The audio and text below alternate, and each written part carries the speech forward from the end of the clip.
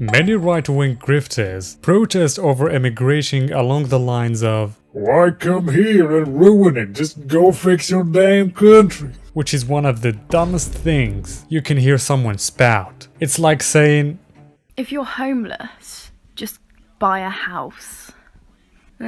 Also, some YouTubers think that the third world is the way it is because people refuse to combat corruption and backwardness. Bro, living in a third world country alone feels like living on hardcore difficulty. Finding a job and getting by is considered an achievement. You'll have no energy to do anything beyond survival. Moreover, even a small government official can get you in prison if you talk to him the wrong way. And they have all sorts of gray area laws that can effectively incriminate anybody, which makes even thinking about the reality of your country feel draining and utterly hopeless. And it all comes down to one thing that keeps these countries in poverty, which is corruption. Welcome to Kannairo channel, where we attempt to reach a deeper understanding of the world at large,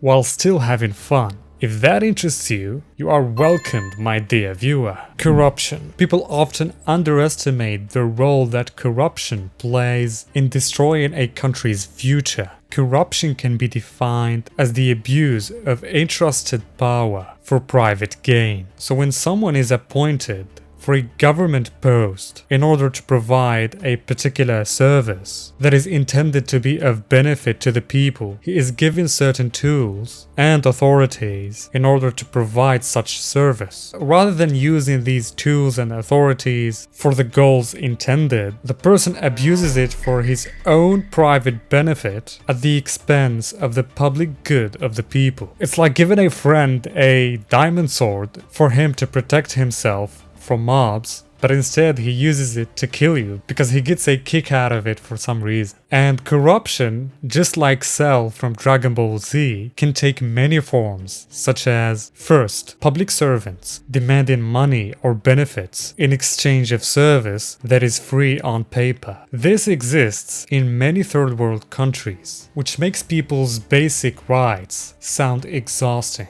Oh my god, I have to give money to the security guy, or I will have to wait hours on end just to get a stupid piece of paper from an office. Second, politicians misusing public money or stealing it even for their own private benefit, or providing public governmental posts to their close social circle like friends and family, rather than keeping it for the people who truly deserve it. Third, corporations giving out money to politicians in order to enact or vote on laws that benefit their corporate interests at the expense of the people, and voting off ones that go against their interests, like the laws that tax the rich, for example. Oh my god, Mamdani is gonna add an additional 2% of taxes for the rich.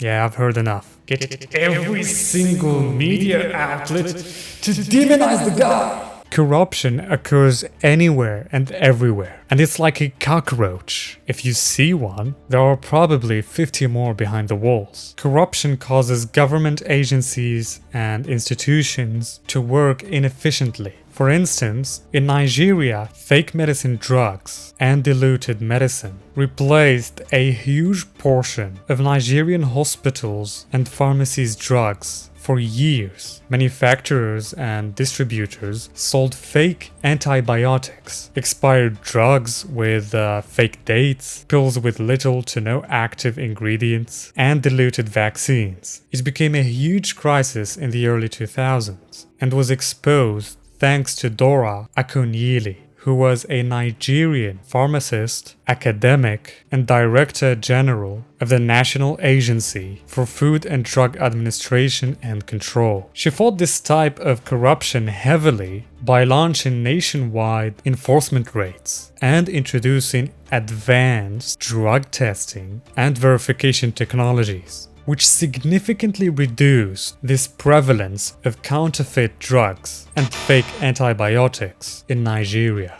But guess who didn't like this? It's the organized crime groups and drug cartels that were profiting from this industry They faced her with numerous threats and attacks. She actually survived an assassination attempt in 2003, which left her with injuries. Despite this immense threat on her life, she continued her work. And my own sister died of counterfeit. Yes, I wanted to. It's a very big driving force because I always remembered how she died.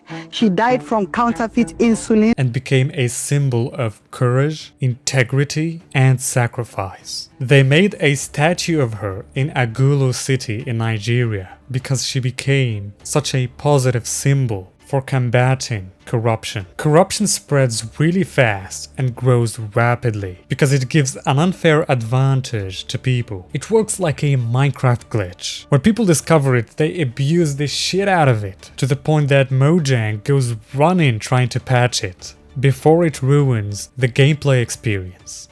I know there's an idiot watching this video talking about some just fix it, bro. But what's different here is that you can't just patch it like a Minecraft glitch. Just fix it, bro. Don't work. Because when corruption spreads too much, it becomes a societal norm. Everyone becomes involved in it in some way. In some countries, given a bribe in a driver license test is as intuitive and normal as giving out money to the cashier to buy something. If you manage to get a driver license without a bribe, people won't believe you because it is that much ingrained and set firmly within society that it's next to impossible to manage to pass the driver license exam without a bribe, despite how you performed. When corruption spreads like that, it stops having a negative connotation, which makes it hard to fight because you cannot fight something that is not considered alarming. It's like cracking windows. No one will call the cops because of it. Even big corporations have computers with cracked windows. If Windows wakes up one day and decides to crack down on it, they would lose so much money and clients. And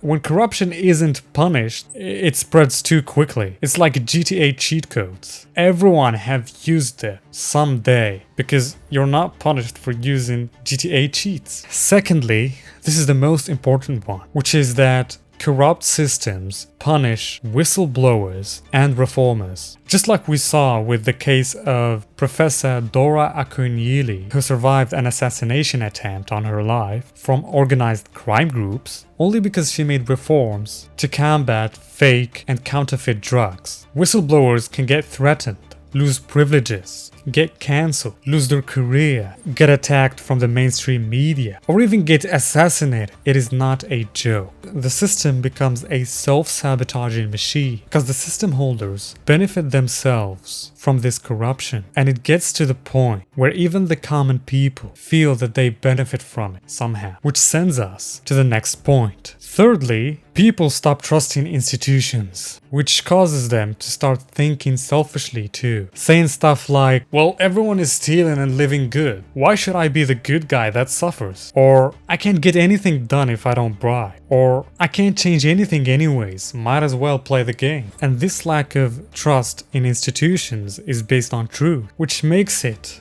harder to fight. If people stop trusting the institution, then the civil society will stop doing its job of exposing and combating corruption and will instead become a supplier of corruption. And instead it becomes a political, social, economic, and cultural phenomenon, making it spread like a cancer in a body's cells. Fourth, poverty, which is prevalent in third world countries, limits perspective. Poverty causes individuals and communities to seek basic life necessities at all costs, which feeds their short-term thinking, making them unable to see things beyond their own survival. How many times you got in a cave in Minecraft, all excited and well-equipped, ready to get all the ores you need, but then your food ends and you get hungry and you're surrounded with plenty of mobs ready to kill you. All you start thinking about at that moment is getting the hell out from that damn cave alive. without losing your stuff and your ores that you gather. It's the same mindset that limits your perspective and makes you stuck in short-term thinking. Fifth, when corruption spreads into the foundation of a country, it's too late. It's too late because the government becomes a network of institutions cooperating in order to benefit the heads of said institutions and their private interests. And it becomes too challenging when it reaches heavy sectors like the military, police force, and intelligence agencies, because they have power and can form a deep state within the country. And you start seeing random officials dying left and right all of a sudden. And it becomes too difficult to point the blame finger on anybody because the assassinations are done professionally and anonymously, because it is born of high-level officials who come from sophisticated government agencies and institutions, like the ones I mentioned, working for their own private agendas. And no one dares to fight corruption at this point, because they fear for their lives, since they are dealing with a boogeyman who they don't know its name, who they have no idea who he